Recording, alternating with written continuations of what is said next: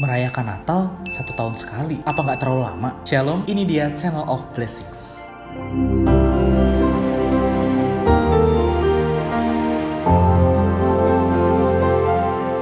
Hari ini banyak orang Kristen yang tidak mau merayakan Natal. Mungkin dengan alasan karena di dalam Alkitab tidak tercatat kalau harus merayakan Natal, maka tidak perlu melaksanakannya. Ada juga yang menganggap, wah karena Natal itu adalah hasil dari kebudayaan pagan atau kebudayaan kafir, sehingga tidak merayakannya. Dan masih banyak lagi alasan-alasan mengapa mereka tidak mau merayakan Natal. Namun saudara-saudari, di dalam pembahasan ini, kita tidak akan mengatakan bahwa kita tidak perlu merayakan Natal, atau dari bahasa Portugis yang berarti kelahiran. Tetapi yang akan kita bahas di sini adalah bagaimana kita sebagai orang Kristen merayakan kelahiran Tuhan Yesus dengan lebih unggul dan lebih puncak. Wah, saudara-saudari, jika Anda melihat hal besar ini, Anda akan berkata, wah, menunggu 1 tahun sekali untuk merayakan kelahiran Tuhan Yesus itu sungguh terlalu lama. Yang pertama, kita akan membahas hal yang jarang disadari mengenai fakta kelahiran Tuhan Yesus oleh orang-orang yang merayakan Natal. Bahwa kelahiran Tuhan Yesus dari Maria itu tidak membuat kita menjadi anak-anak Allah. Mengapa? Alkitab berkata bahwa Tuhan Yesus memiliki 2 kelahiran. Wah, tahu dari mana? Pada kelahiran yang pertama, dia lahir dari Maria. Dan 33,5 tahun kemudian, dia lahir dari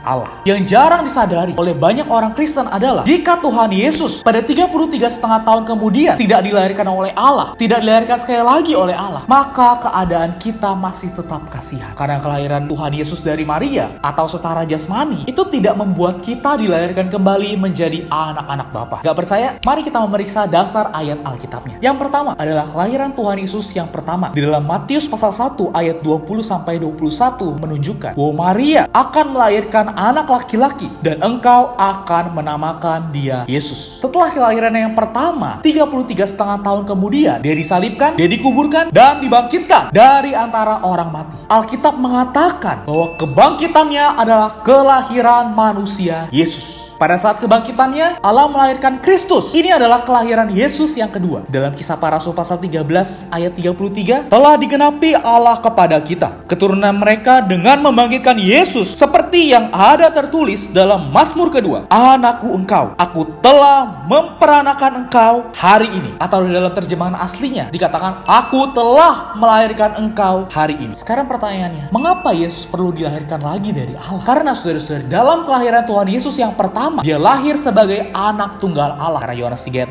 16 mengatakan, karena begitu besar kasih Allah akan dunia ini sehingga ia mengaruniakan anaknya yang tunggal. Tetapi saudara-saudari, di dalam kelahiran yang kedua, Tuhan Yesus menjadi anak sulung Allah. Karena dalam Roma pasal 8 ayat yang ke-29b dikatakan, supaya ia anaknya itu menjadi yang sulung di antara banyak saudara. Saudara-saudari, apa perbedaan anak tunggal dengan anak sulung? Kalau anak tunggal, dia hanya satu saja, dia hanya sendiri saja. Tetapi anak sulung artinya apa, saudara-saudari? Dia memiliki saudara-saudara, dan kita adalah saudara-saudaranya. Karena kelahiran Tuhan yang kedua inilah kita bisa menjadi saudara-saudara Tuhan Yesus, menjadi anak-anak Allah. Sehingga saudara-saudari, pada saat kebangkitan Tuhan Yesuslah, maka semua kaum beriman dilahirkan secara serentak bersama dengan dia. Seperti yang tertulis dalam 1 Petrus pasal 1 ayat 3, terpujilah Allah dan Bapa Tuhan kita Yesus Kristus, yang karena rahmat-Nya yang besar telah melahirkan kita kembali oleh kebangkitan Yesus Kristus dari antara orang mati kepada satu hidup yang penuh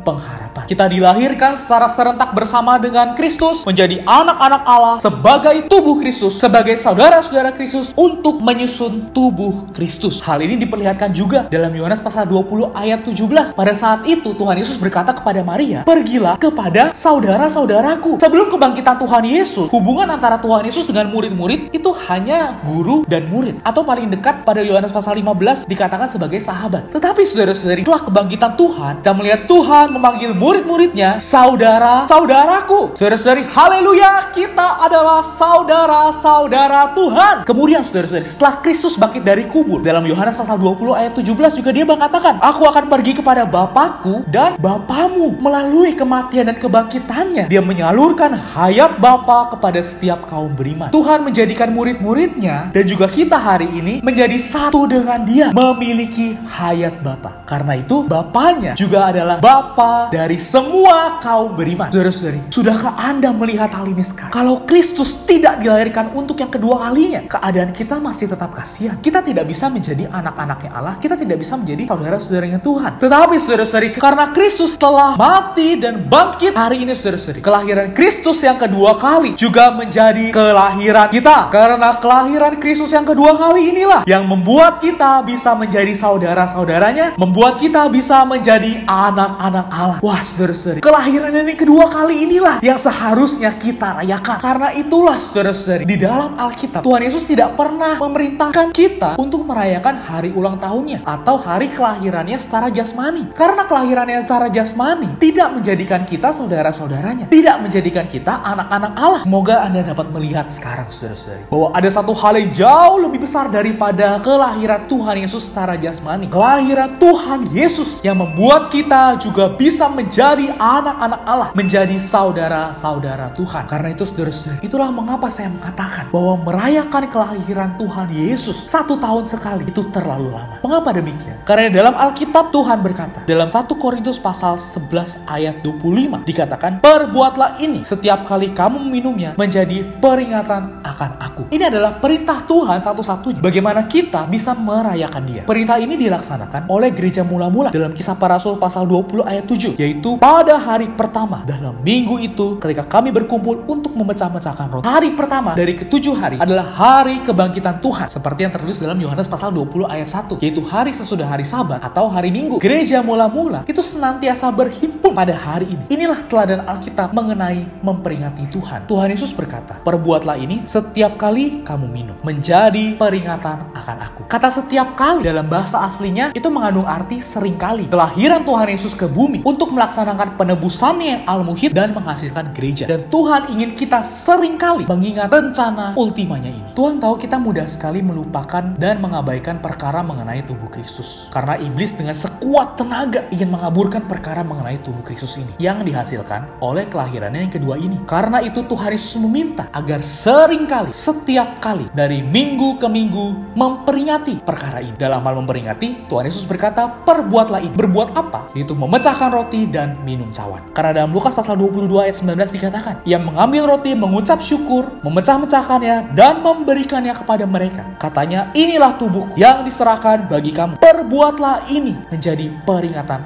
akan aku. Wah, saudara-saudari, untuk inilah alasan kita berhimpun setiap hari Minggu. Untuk inilah alasan kita di dalam setiap perhimpunan kita perlu mempraktekkan hal ini, yaitu makan roti, minum cawan. Karena dengan cara ini kita mengingat dia. Dan berdasarkan teladan dari gereja mula-mula dalam kitab Kisah Para Rasul, hal ini dilakukan setiap hari Minggu. Apa hubungannya roti dan cawan ini dengan kematian dan kebangkitan Tuhan? Roti dan cawan di atas meja perjamuan Tuhan adalah lambang dari tubuh Tuhan yang dipecahkan bagi kita di kayu salib. Tadinya dia hanyalah sebutir biji gandum, yaitu anak tunggal Allah. Lalu sebutir biji gandum ini jatuh ke dalam tanah dan mati. Setelah melewati proses mati dan bangkit atau dilahirkan yang kedua kali, melahirkan banyak butir gandum atau kita sebagai saudara-saudara Tuhan. Kemudian banyak butir gandum ini atau kita dengan Kristus digiling dan dibaurkan bersama dengan dia menjadi satu roti. Roti ini melambangkan tubuh Kristus seperti yang dikatakan dalam 1 Korintus pasal 10 ayat 17. Karena roti adalah satu, maka kita sekalipun banyak adalah satu tubuh. Karena kita semua mendapat bagian dalam roti yang satu itu. Jadi tubuh Kristus dihasilkan oleh kelahirannya yang kedua ini.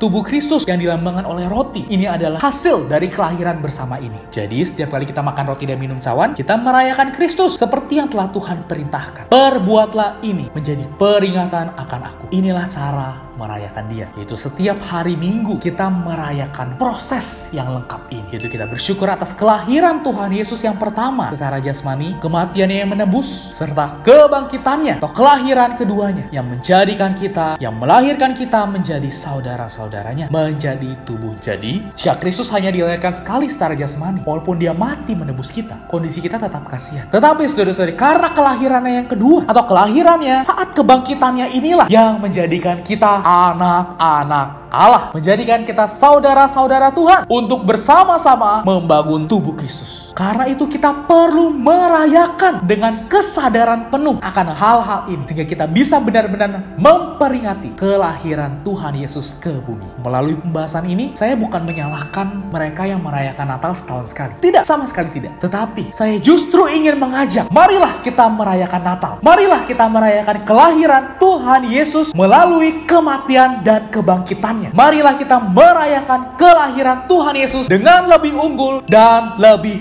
puncak, yaitu kelahiran Tuhan Yesus yang menjadikan kita anak-anak Allah. Amin. Marilah kita berdoa.